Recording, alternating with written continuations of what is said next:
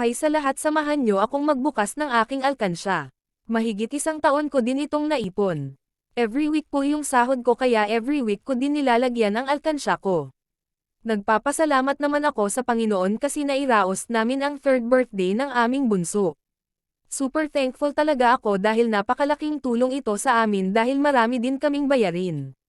Pagkatapos naman yan, nilagay na namin ang ibang pera sa bangko para safe ito.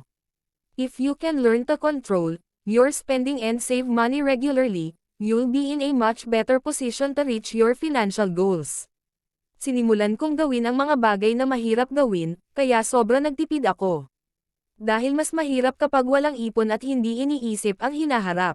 Lagi kong iniisip, unang-una, ang naranasan kong hirap noong lockdown na halos wala kaming makain ni isa, walang nagpahiram sa amin ng pera.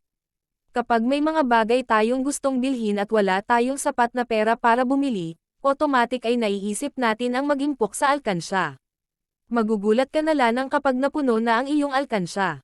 Gusto ko lang ipaalam sa iyo na hindi ka nag-iisa, dahil isa ka sa maraming Filipino na hanggang ngayon hirap pa rin gawin ang simpleng pag-iipon. May kasabihan nga, kapag may itinabi may madudukot.